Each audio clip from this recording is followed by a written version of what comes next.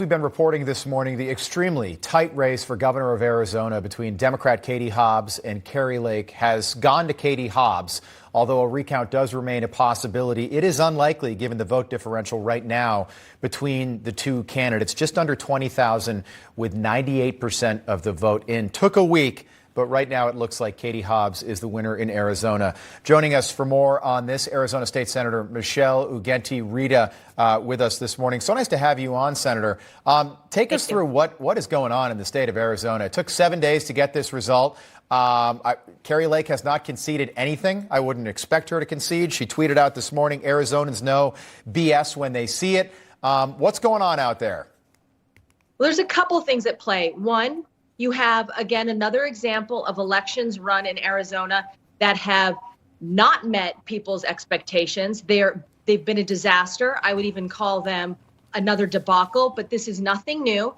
And then you have the Katie Hobbs, Kari Lake election. And I think there, what you see is when you get off message, when you get away from conservative principles, you're taking a big gamble. She's barely losing, potentially a recount in the future, but we should be crushing Democrats by double digits, particularly in light of soaring inflation, high cost of food and gas, the wokeism that has permeated schools and the workplace.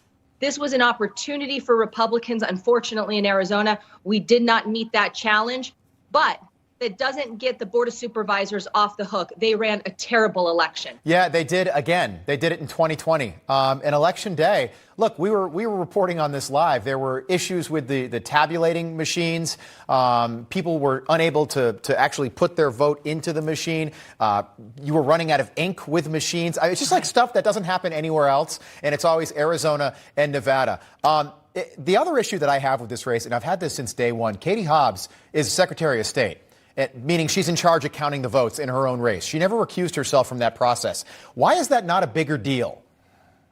Well, because the Secretary of State oversees elections, but they don't run elections. The Board of Supervisors runs elections. The Board of Supervisors, we have 15 counties, are responsible for day of voting. They're the ones that are responsible for those tabulators not being calibrated correctly. They're the ones that are responsible for allowing people to drop off their ballots day of, causing massive delays. They're the ones responsible for curing ballots after the fact. It's the Board of Supervisors. Right. Now, but she controls the Board of Supervisors, right? That, but they don't play a direct role in running elections. But she controls the Board of Supervisors, right?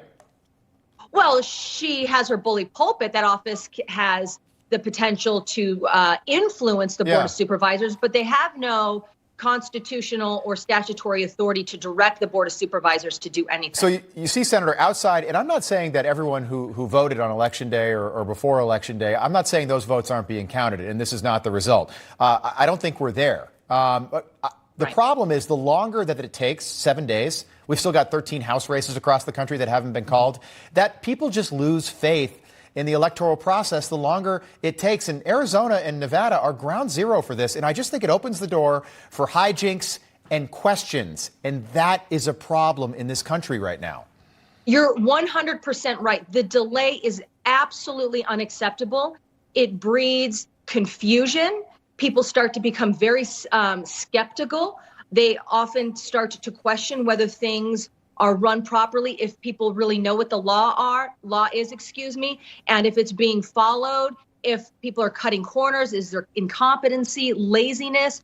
You need to have timely results. It's critical. Maricopa County does not get this is the reason why they should all lose their seats in 2024. Yeah, Maricopa County. I thought it would happen in 2022. Maricopa County, one of the biggest counties in the entire country. Are Democrats just better at using the law to their advantage? Early voting, always overwhelmingly Democratic. Ballot harvesting, going to college campuses, country music concerts, and getting people to register to vote. It seems like they are just way better at this than Republicans. Yeah, they know how to work the system. And that is why it's critical that Republicans make sure that they can compete on that platform, but also engage voters with a message. You can't keep talking about the past. You have to have a plan forward. You have to tell voters what you're going to do to alleviate the pain they're feeling right now. But you're right. Democrats don't have those talking points. Yeah. So they're left with manipulating the process, trying to find loopholes, taking advantage of language that's ambiguous, because that's all they have. They certainly don't have a message. Yeah. Not one that I think supports what Americans need in order to get out of this horrible Biden economy that we're experiencing. Great point. Appreciate you being with us. Yeah, I keep hearing people complaining about ballot harvesting. Look, it's not illegal, okay? So Democrats they're just doing what is legal. They're using the law to their advantage. It is banned in Arizona. It's banned in Arizona, not Nevada. Boy, oh boy, not Nevada. They can do it there, and they do it they use that law to their advantage. Senator Michelle Ugenti-Rita, come back and see us. Thanks for being with us this morning. Appreciate it. Thank you.